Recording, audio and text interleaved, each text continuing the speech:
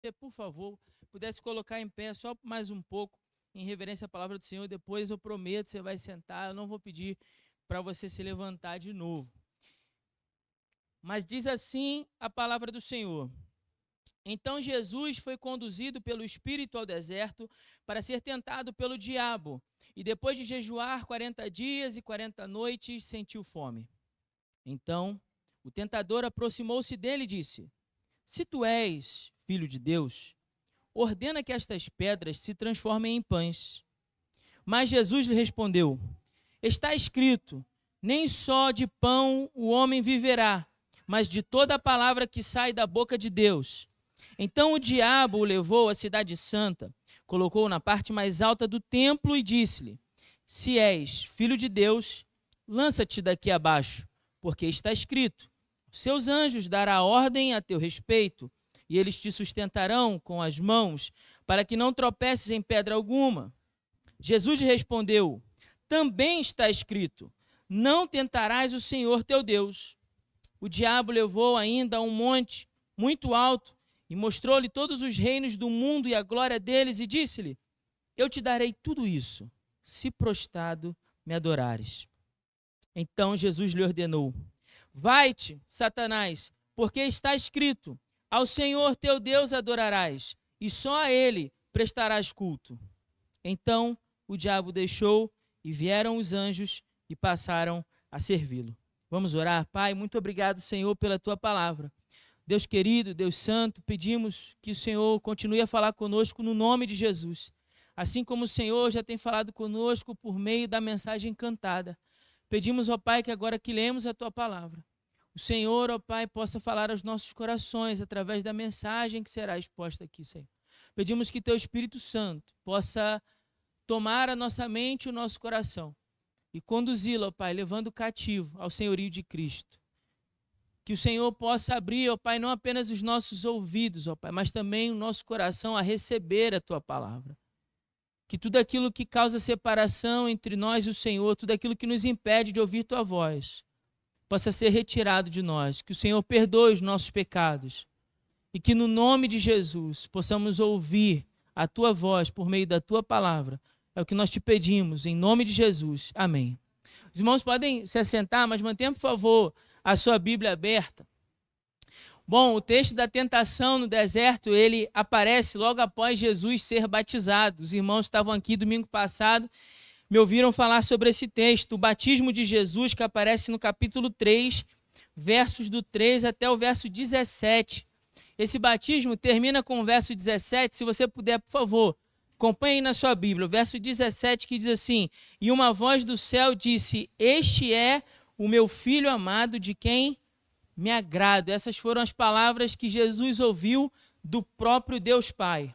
Este é o meu filho amado de quem me agrado. Agora no capítulo 4, Jesus é conduzido pelo Espírito Santo para o deserto. E Jesus é conduzido pelo Espírito Santo para ser tentado pelo diabo. Aparentemente parece que o Espírito Santo está meio que jogando contra, né? Tanto lugar para levar Jesus, meu Deus. Vai levar Jesus logo para o deserto. Né? Com tanto motivo para conduzir Jesus, vai conduzir logo para ser tentado. Mas era necessário que assim se fizesse. Então o Espírito Santo conduziu Jesus. A humanidade de Jesus será posta à prova. A humanidade de Jesus é posta à prova. E para superar os terríveis ataques do inimigo, Jesus se utiliza dos mesmos recursos que estão à nossa disposição. Preste bem atenção nisso aqui, ó, irmãos. Fica comigo que isso aqui é importante. Os mesmos recursos utilizados por Jesus para vencer as tentações do deserto também estão à nossa disposição. Você consegue entender isso que eu quero dizer? Também está à sua disposição e à minha disposição. Bom, que recursos são esses? A dependência do Pai, a condução do Espírito e o poder da palavra de Deus. Note que as tentações usadas contra Jesus têm por objetivo atingir aspectos da fraqueza humana, tais como o desejo da carne, o desejo dos olhos, o orgulho da vida, como disse o evangelista João, mas lá na sua primeira carta, capítulo 2, verso 16. No entanto, ainda assim, Jesus resiste, tornando-se para nós um sumo sacerdote perfeito, um rei perfeito. Como está escrito em Hebreus, capítulo 2, verso 17 a 18. Preste atenção, eu vou ler para os irmãos. Diz assim: por essa razão, era necessário que em tudo se tornasse semelhante a seus irmãos, para que viesse a ser um sumo sacerdote misericordioso e fiel nas coisas que dizem respeito a Deus, a fim de fazer propiciação pelos pecados do povo, porque naquilo em que ele mesmo sofreu ao ser tentado, pode socorrer os que estão sendo tentados. Vou repetir esse final do verso 17 para você guardar aí na sua memória. Olha o que diz. Porque naquilo em que ele mesmo, ou seja, Jesus, naquilo em que ele, Jesus, sofreu ao ser tentado, pode socorrer aos que estão sendo tentados. Pense nessa afirmação por um momento. Jesus sofreu as tentações e venceu as tentações. Superou essas tentações no deserto. E agora, esse mesmo Jesus oferece para mim e para você o poder necessário para também superarmos as tentações. Então, há uma esperança para nós. Há um socorro para nós. E esse socorro vem do nosso sumo sacerdote, como diz o autor de Hebreus. O nosso sumo sacerdote perfeito, que sendo tentado, resistiu. Sofreu a tentação e resistiu. E agora ele também pode nos socorrer. Agora, antes que a gente comece a entrar mais a fundo nas tentações, é importante que a gente pense um pouco primeiro sobre o tentador. Qual é o papel do tentador nessa história, né? Antes da gente falar das tentações propriamente ditas, vamos pensar um pouco sobre o tentador. Porque o texto começa dizendo que o Espírito Santo foi conduzindo... Jesus foi conduzido pelo Espírito Santo para o deserto para ser tentado pelo diabo. Pelo diabo. Ou seja, o diabo é um inimigo real. Vou repetir. O diabo é um inimigo real. Real. Astuto e poderoso. Não se trata de uma fantasia da imaginação do homem para compelir as pessoas à igreja. Embora tem gente que acredite assim, não é?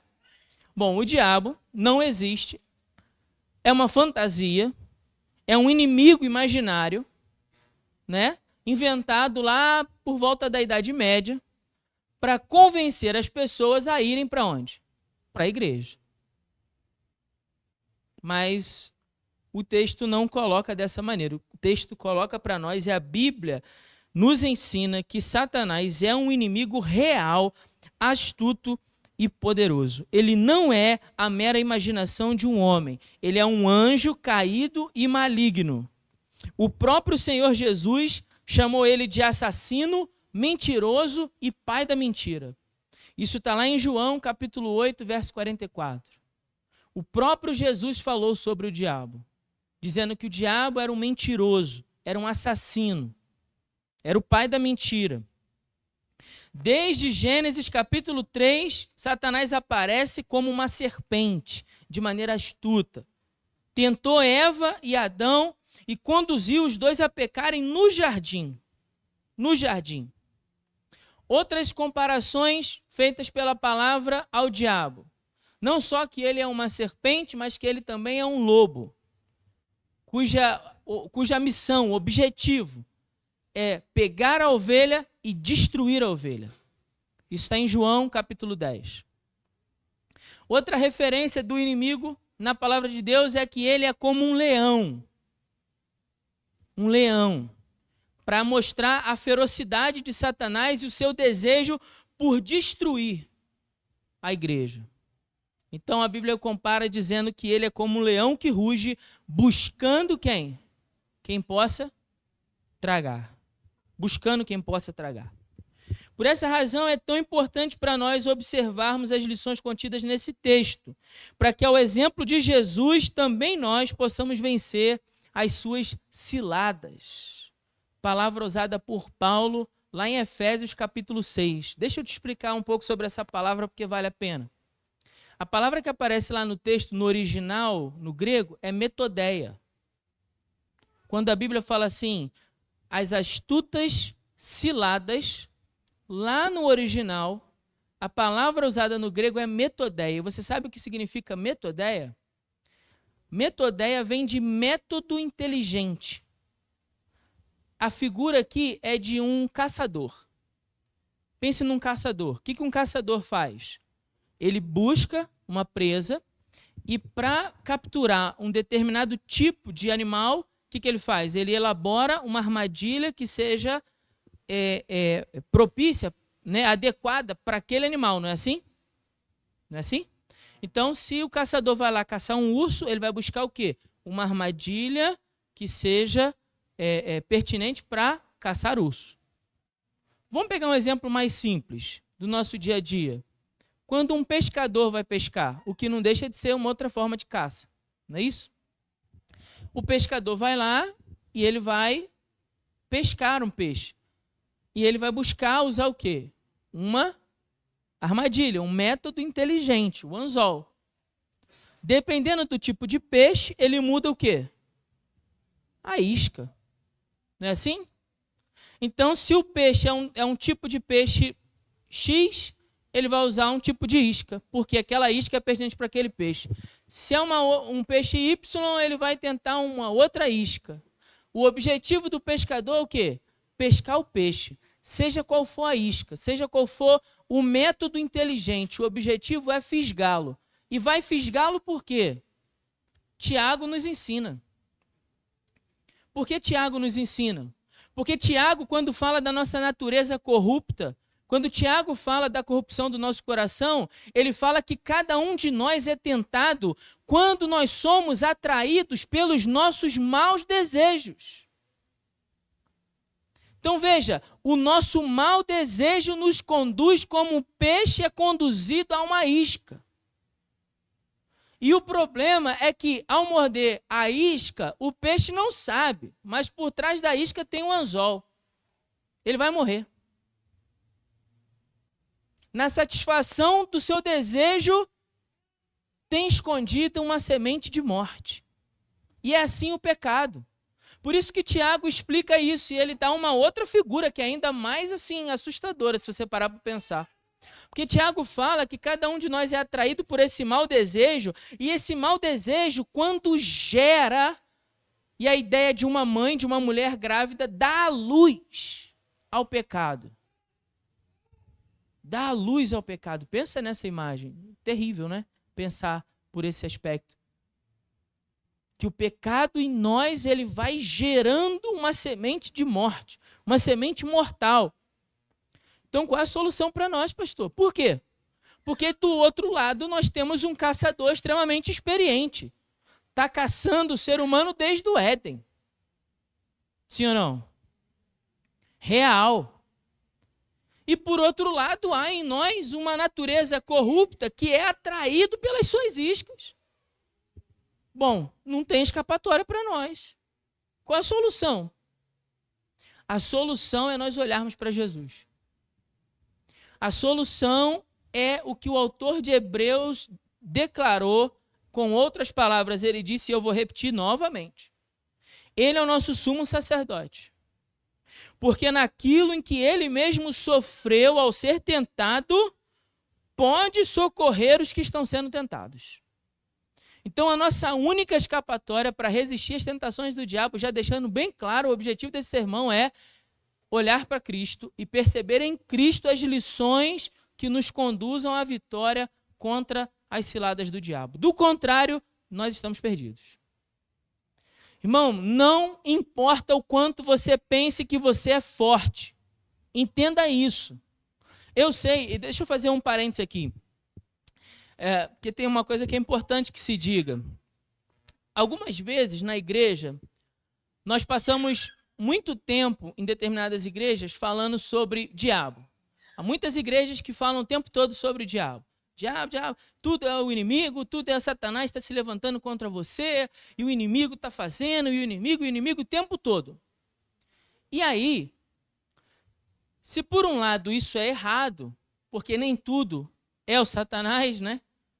Muitas coisas que acontecem conosco por causa das nossas más escolhas, por causa das nossas péssimas decisões, né?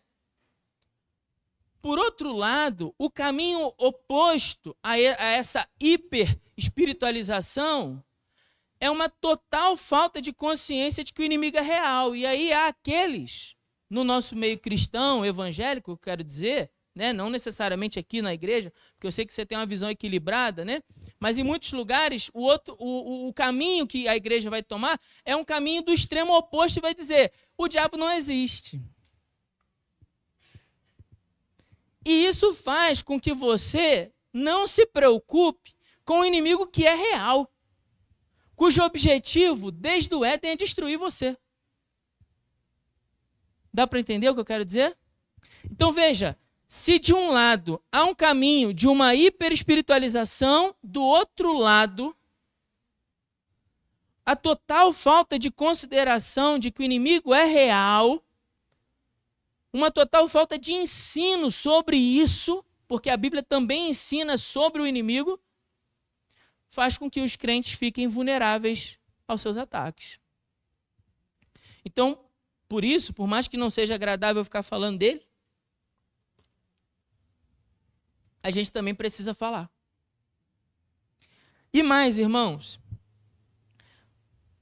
falar das tentações no deserto significa reconhecer a nossa incapacidade para resistir a essas tentações. E aí eu volto ao que eu ia dizendo. Porque por mais que eu e você talvez nos sintamos fortes o suficiente para resistir, cuidado, esse é um sentimento perigoso. Subestimar o seu inimigo é um erro no campo de batalha. Não se subestima o inimigo. Ainda mais um inimigo extremamente poderoso e astuto. Astuto. Bom, feitas essas observações, vamos para cada uma das tentações e a partir daí a gente vai aprender com o comportamento de Jesus em cada uma dessas tentações. A primeira tentação, ela aparece dos versos 1 até o verso 4. Diz o verso 2 que depois de 40 dias e 40 noites, Jesus sentiu fome. Por que o texto fala que Jesus sentiu fome? Porque ele é humano. Lembra, a humanidade de Jesus está à prova aqui. Verso 3, então o tentador, aproximou-se dele e disse, se tu és o Filho de Deus, ordena que estas pedras se transformem em pães. Pergunto, Jesus tem poder para isso? Sim, tem poder para isso. Jesus transformou água em vinho. Jesus ressuscitou Lázaro. Jesus fez a tempestade cessar, o mar se acalmar. Jesus tem poder para transformar os elementos da natureza. Jesus tem poder para isso, ele poderia. Se quisesse, poderia. Mas aí vem a resposta de Jesus. Está escrito, nem só de pão viverá o homem, mas de toda a palavra que sai da boca de Deus. Nem só de pão. A primeira tentação tem como objetivo atingir as necessidades físicas de Jesus. Isso porque não se trata de algo superficial, mas de algo fundamental, de extrema importância para a vida humana. O quê? Comer.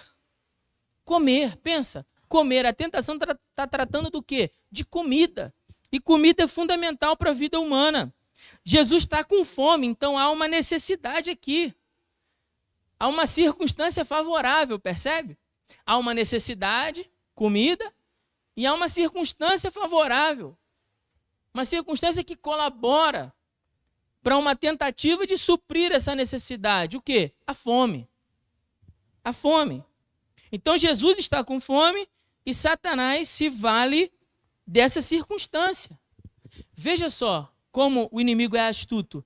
Ele tem um senso de oportunidade incrível. Ele sabe que Jesus está com fome, já se passaram 40 dias, então ele se aproxima e oferece o quê? Pão. Pão. Simples assim. Senso de oportunidade. Talvez por isso Paulo escreveu: tomai toda a armadura de Deus para que possais resistir no dia. Vou perguntar de novo e responda firme com convicção. Para que possais resistir no dia mal. Já pensou nisso? Já pensou nessas palavras? Por que o apóstolo Paulo está dizendo que você deve tomar a armadura de Deus para resistir no dia mal? Por que ele não falou dia bom? Porque ele sabe que o inimigo tem um senso de oportunidade e espera você estar com dor, espera você estar sofrendo, espera você estar passando por necessidade e então ele apresenta a satisfação dessa necessidade para fazer com que você ceda, para fazer com que você desobedeça, para fazer com que você peque. Você está com fome, ele te dá pão. Você está com sede, ele te oferece algo para beber. Você tem desejos, ele te oferece uma oportunidade para a satisfação desses desejos. Seja como for, ele tem um senso de oportunidade para perceber o que você quer. E então tenta te oferecer. Por isso, Efésios 6:13 é tão importante. Tomar a armadura de Deus para que possais resistir no dia mal, porque o inimigo é covarde e tenta se aproveitar dos momentos de fraqueza. Dos momentos de fraqueza. E por isso a resposta de Jesus é tão importante, irmãos. Tão importante. A resposta de Jesus no verso 4 é um retrato de Deuteronômios. Deuteronômio capítulo 8, verso 3, eu vou ler para você.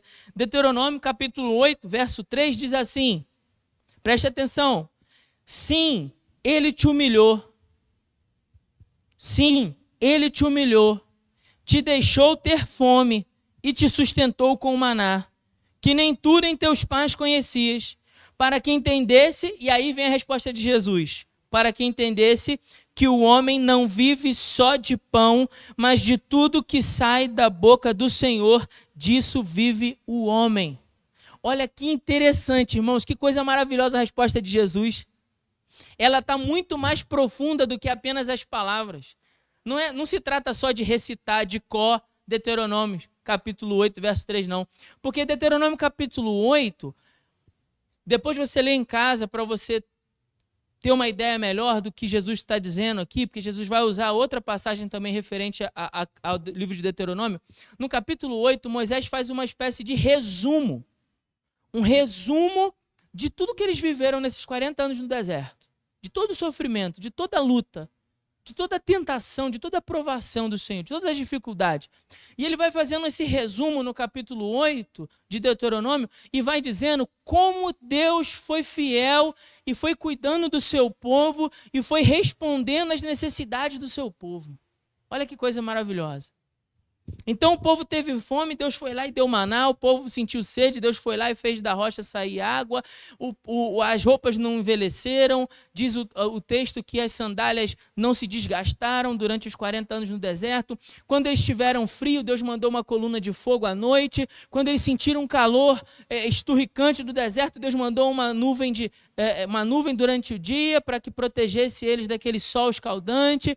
Então o tempo todo ali no capítulo 8 de Deuteronômio, Moisés está falando de como Deus cuida das necessidades.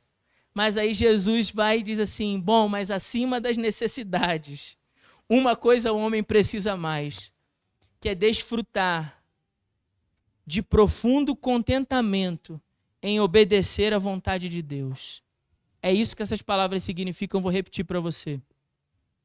Quando Jesus diz assim, nem só de pão vive o homem, mas de toda palavra que sai da boca de Deus, ele está dizendo, o homem precisa de pão, nem só, entendeu? Nem só, mas também, dá para entender?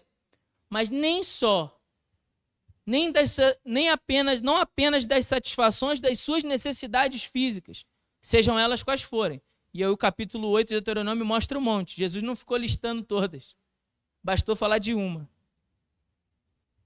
Mas o homem também precisa, para viver, desfrutar de profundo contentamento em obedecer à vontade de Deus.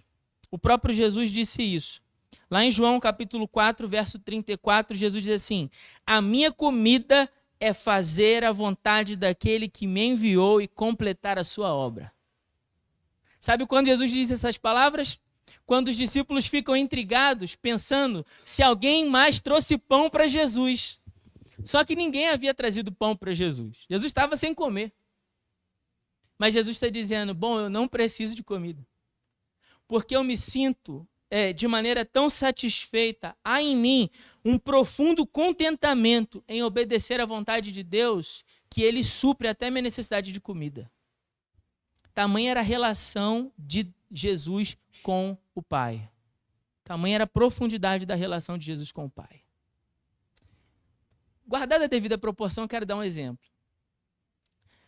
Você já se viu tão entusiasmado por um projeto, tão animado por realizar alguma coisa, que você até esqueceu a hora de comer?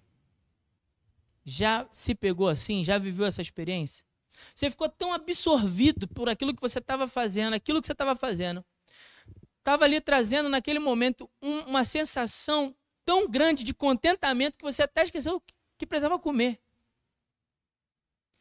Guardada a devida proporção, eu creio que Jesus viveu isso em escala muito maior. Pela simples razão de ter a convicção que estava fazendo a vontade de Deus. Tão absorvido por esse projeto, tão entusiasmado com a obra que estava realizando. Bom, a segunda tentação está no verso 5 até o verso 7. Quando diz do texto que o diabo leva Jesus à cidade santa, e nesse caso a cidade santa refere-se a Jerusalém. O inimigo deseja novamente que Jesus use os seus poderes para provar uma relação especial com Deus. Se tu és o Filho de Deus, lança-te. Se tu és o Filho de Deus, transforma. Para isso, ele dessa vez também se utiliza das Escrituras. Já que Jesus citou as Escrituras, o diabo agora também vai se valer dessas Escrituras. É claro que Satanás sempre vai usar a palavra de Deus de forma distorcida. Não é segredo para nós, a gente é que é bobo de cair nisso. Mas Satanás joga assim desde sempre. Lembra de Adão e Eva? O que Deus disse? Não podem comer de nenhuma árvore do jardim? Aí Eva, não, peraí, não. A gente pode comer de tudo. A gente só não pode comer da árvore do conhecimento do bem e do mal, porque no dia que comer, dela nós morreremos. Aqui que Satanás responde, certamente, não morrereis. A estratégia do inimigo é a mesma desde sempre, a gente é que cai nela. Mas é distorcer as palavras de Deus. E é claro que para convencer Jesus, o diabo também tenta distorcer as palavras de Deus. Para que Jesus aceitasse o seu desafio, lançasse do topo de uma torre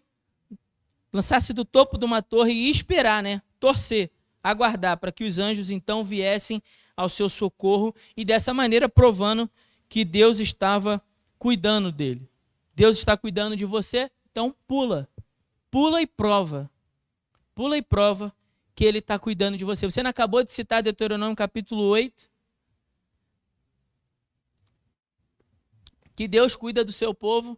Então pula daqui e prova isso. Deixa que os anjos venham a teu encontro. Mas Jesus também respondeu e se vale das Escrituras. Porque nesse confronto, nesse duelo de espadas, Jesus é muito mais habilidoso do que o diabo. Então, se o diabo quer se utilizar da espada que é a palavra de Deus, louvado seja Jesus, que é um espadachim por excelência. Então, se valendo das Escrituras agora, Jesus cita Deuteronômio 6, verso 16, e responde a Satanás. Responde o inimigo, ele diz assim, capítulo 6, Deuteronômio, verso 16, fala, não coloqueis à prova o Senhor vosso Deus. O texto continua e diz assim, como fizestes em Massá. E aí eu quero explicar rapidamente, em Massá o povo tentou a Deus pela falta de água. E Deus se indignou e se irou contra o povo, porque ele já tinha provado inúmeras vezes que ele estava com o povo de Deus, que ele estava cuidando do seu povo. Então por que o povo de Deus, mais uma vez agora, reluta em acreditar que Deus está cuidando deles? Então eles colocaram Deus à prova e Deus os puniu por causa de Massá. Deus puniu o seu povo. Então Jesus se vale dessas palavras, recordando aquele momento em que o povo de Israel pôs o Senhor à prova. E isso para mostrar para Satanás, que faz uso errado das palavras de Deus, que as ações do homem não devem testar a paciência ou a bondade de Deus. Vou repetir. As ações do homem não devem testar a paciência e a bondade de Deus. Irmãos, isso é muito sério. Porque por vezes nós agimos na nossa caminhada como se Deus tivesse a obrigação de nos livrar de tudo. Então nós nos metemos em enrascadas por nós mesmos, nós decidimos na nossa própria mente o que é melhor para nós, a gente vai fazer do nosso jeito e depois a gente vai ficar torcendo e dizendo, não, Deus vai me livrar, porque a graça de Deus está sobre mim. Deus não tem compromisso com as suas loucuras. Desculpa te dizer a verdade, mas é verdade, eu tenho que te dizer. Deus não tem compromisso com aquilo que você coloca na sua cabeça por conta própria. Deus não tem compromisso com a sua visão distorcida da palavra. Entende? Para não ficar muito pesado, eu quero contar uma história engraçada. Eu não sou muito de contar essas histórias não, mas eu acho que essa vale a pena. Eu estava preparando esse sermão e lembrei de um amigo meu. Não vou falar o nome porque eu não sei se ele vai assistir a mensagem. Vai que ele assiste, né? Mas se ele assistir, ele vai lembrar dessa história. A gente estava indo para o Maracanã, isso eu tinha 18 anos.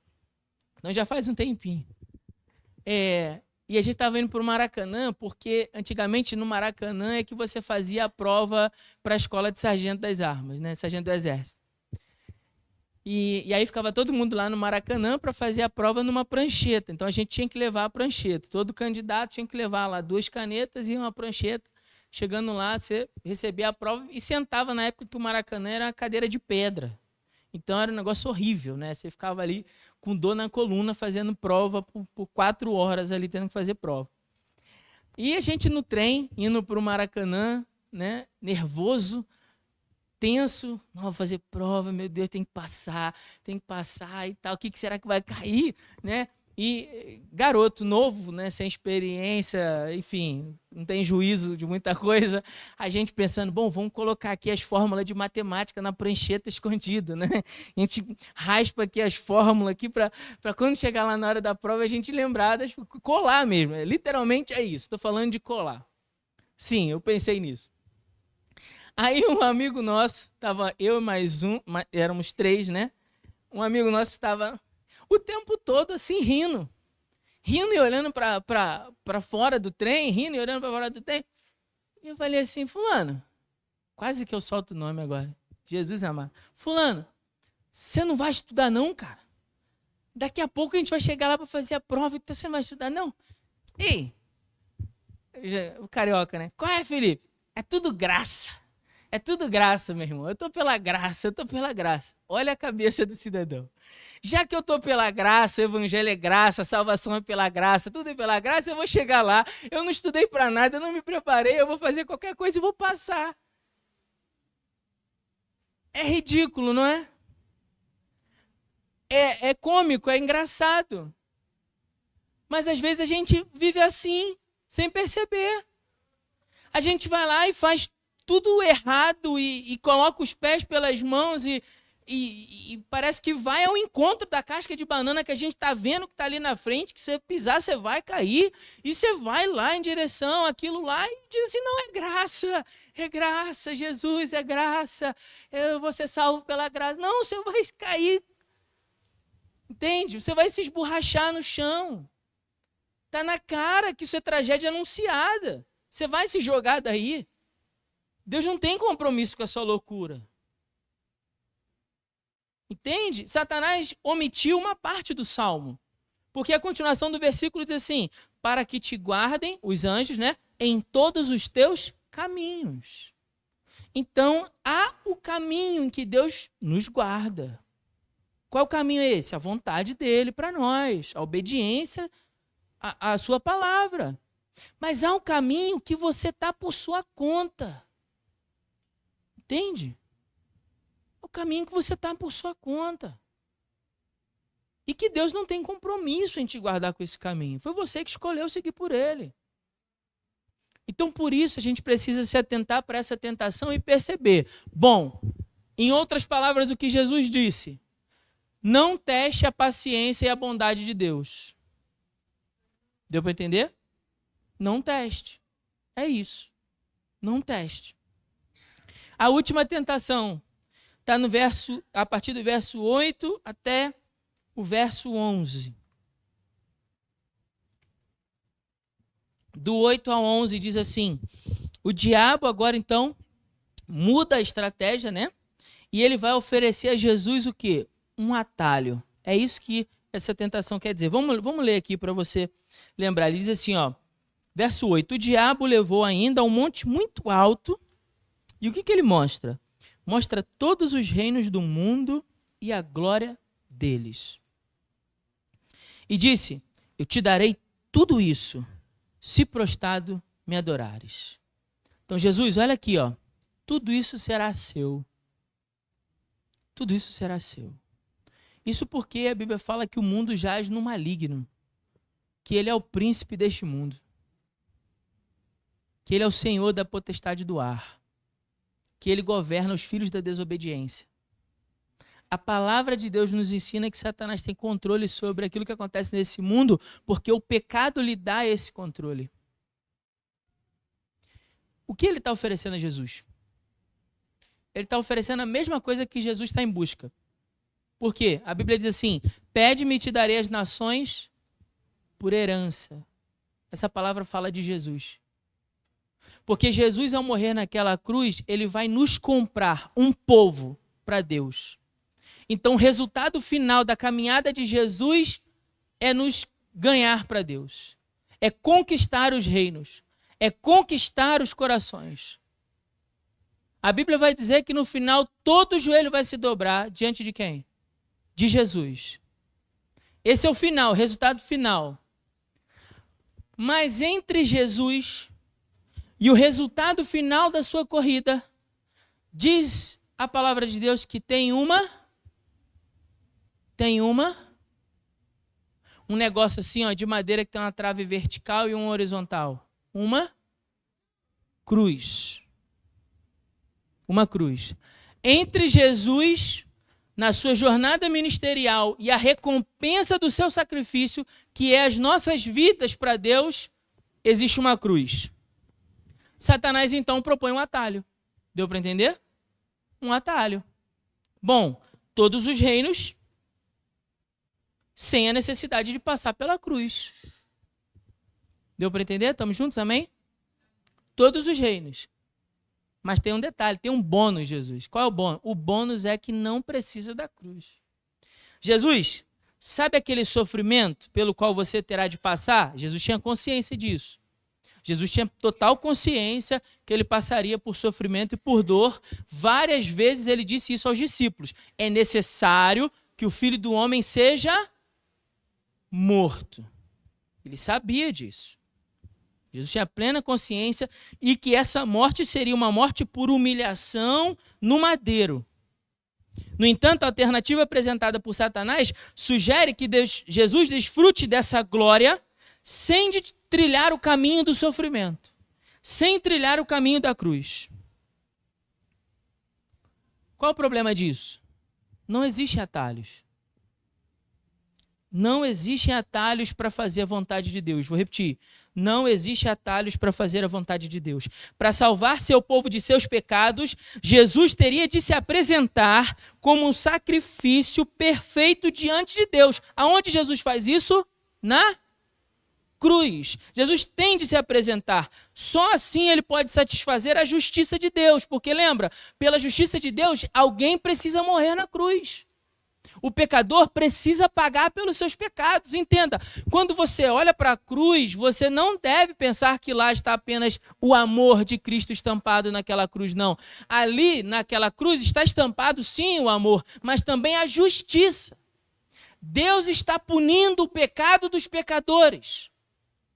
Deus está trazendo a justa punição da lei, ou seja, a morte, sobre o seu próprio Filho.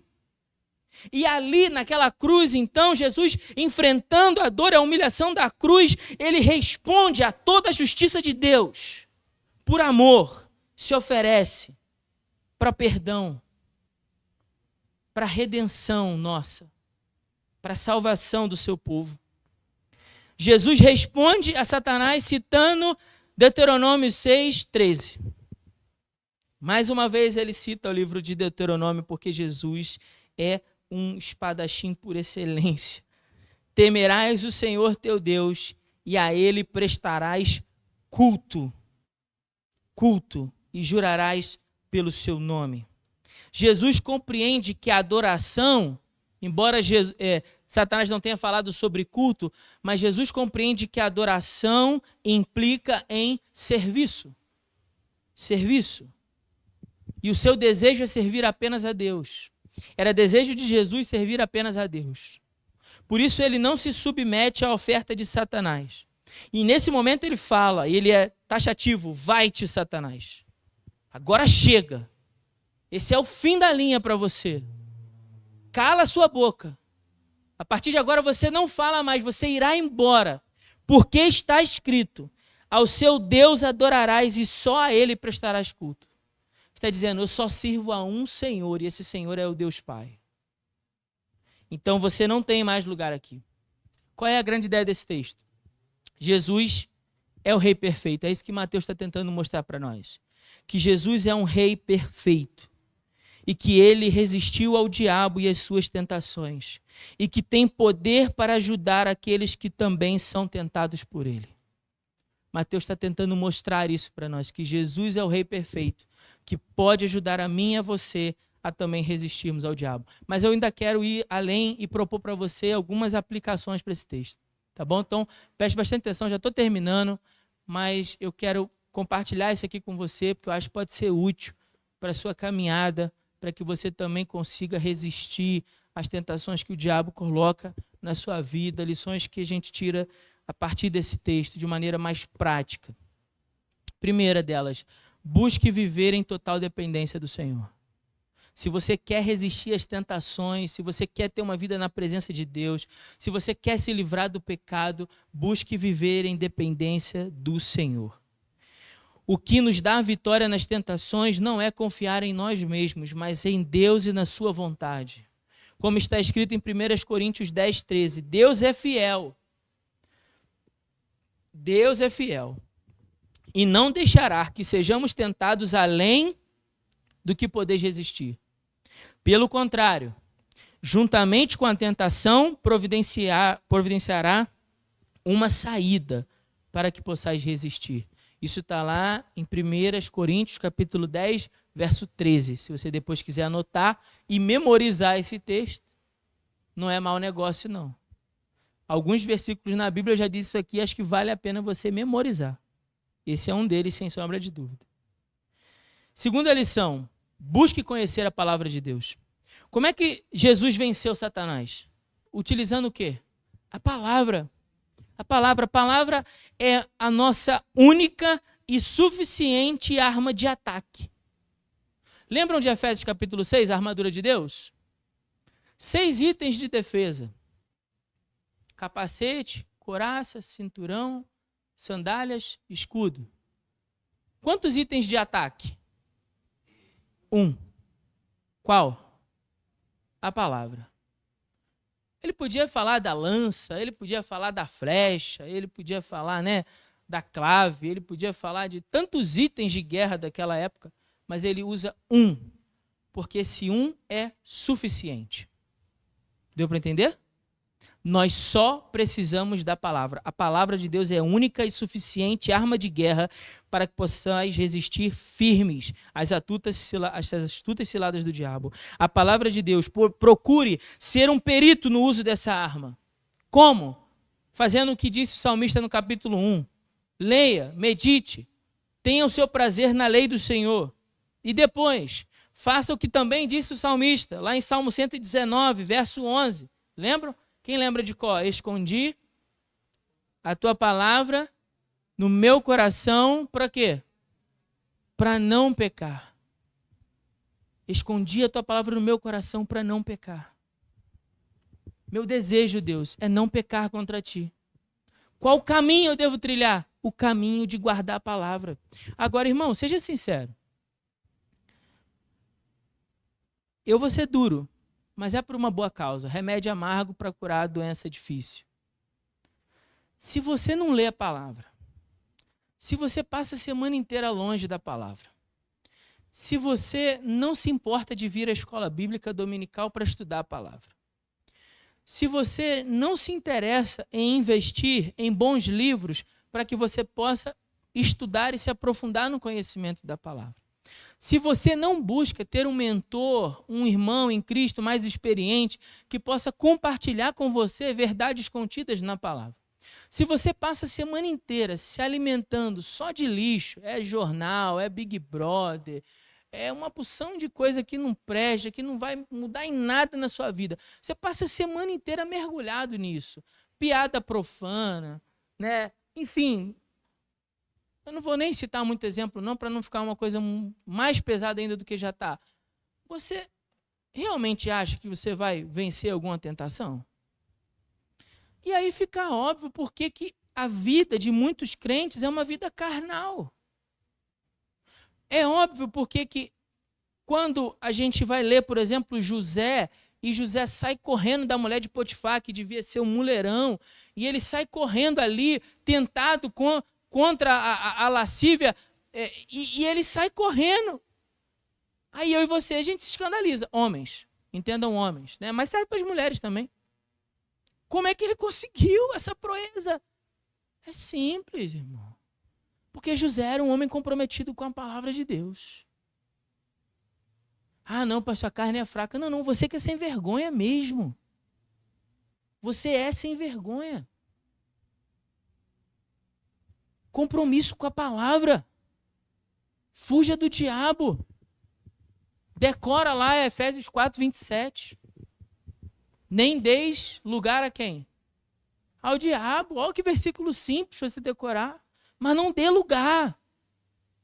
Então, dessa maneira, eu me torno mais habilidoso nessa palavra para não ceder às armadilhas, porque o inimigo é astuto. Ele vai tentar colocar as coisas numa embalagem bonita para que você compre o pacote inteiro. Entende o que eu quero dizer? E aí você não dedicar a palavra, você está se enganando. Você está indo para uma daquelas batalhas, daqueles filmes medievais, que o pessoal usa espada, lança, arco e flecha e tudo, né? E aí você está indo lá com uma faquinha de passar manteiga no pão. Entende? Você não tem a menor chance. Poxa, pastor, eu não quero ser assim não. Então se dedica à palavra, estuda a palavra. Leia a palavra, mas dá sono, então resista à carne. E continua lendo, insiste em ler. Ouça a palavra, coloca lá no aplicativo. Lembrei agora do Adriano lá do aplicativo. Que eu aprendi com o Adriano, agora eu estou lavando louça e estou escutando. Hoje em dia a gente tem tecnologia suficiente para isso. Você pode estar lá na sua casa lavando louça e ouvindo a leitura da palavra. Não estou falando de uma pregação, não. Estou falando da leitura da letra. De ler a palavra. Não ler sobre a palavra. Vocês estão entendendo isso? Ler a palavra é diferente de ler sobre a palavra. Leia a palavra. Estude a palavra. Memorize a palavra. Faça lá uns flashcards. Sabe o que é isso? Cartãozinho onde você coloca um versículo, aí você memoriza aquele negócio. Memorizar? Ih, minha memória é ruim, pastor. Então tá bom, continua assim. Ou então vença isso, lute com isso e tente memorizar a palavra. E busque guardar ela no seu coração, porque é seu desejo não pecar contra o seu Deus. Já tô acabando. O diabo é real, terceira lição, e astuto. Nós não devemos subestimá-lo. Ele usará ciladas, métodos inteligentes para nos capturar como uma presa. Por isso você precisa fazer o que diz a palavra. Sujeitai-vos a Deus, resistir ao diabo e o quê? Ele fugirá de vós. Veja, é simples. Sujeitai-vos a Deus, resistir ao diabo. Sou eu que venço? Não, é Deus. Sujeito-me a Deus. Deus, aqui, eu não tenho força, Senhor. O Senhor conhece a minha limitação, Senhor. Eu sou fraco, Senhor, como disse o apóstolo Paulo lá em 2 Coríntios. Quando eu estou fraco, aí é que eu sou forte, porque o poder de Deus se aperfeiçoa na minha fraqueza. Então eu estou me sujeitando a Deus. Senhor, me sujeito ao Senhor. Pai, eu não consigo, Senhor. Me livra disso, Pai. Me livra, Senhor. Por fim, não procure atalhos para cumprir a vontade de Deus. Aquilo que Deus tem para você, não busque atalhos. Alguém já disse que o atalho mais curto para o céu é um caminho para o inferno. O atalho mais curto para o céu, muitas vezes é um caminho para o inferno. Não existe atalhos para nós vivermos uma vida cheia do Espírito Santo. Não existe atalho. Eu não vou dizer para você que é você para vir aqui nas 5 reuniões de ser cheio do Espírito Santo, na campanha do Subir o Monte. Não vou vender para você uma proposta de um evangelho fajuto, meritocrático. Não vou. Isso é mentira, isso é heresia. Não é pelos teus méritos, não é pela reunião dos 212, 415, enfim, não é. Não é assim. Quer ver uma vida cheia do Espírito Santo? Oração, palavra, jejum, comunhão, serviço. Essas coisas nos enchem da presença de Deus. Essas coisas fazem com que a nossa vida seja uma vida cheia da presença de Deus. E quanto mais cheio, mais forte para resistir no momento da luta. Quanto mais cheio, mais forte.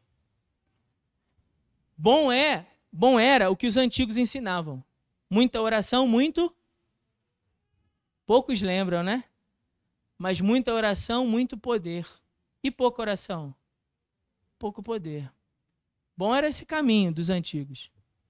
Muita oração, muita palavra, ser conhecido como povo do livro, estudar, passar tempo, se apegar ao texto, servir a comunhão com os nossos irmãos, buscar a Deus em adoração, em cantar hinos de louvor ao Senhor.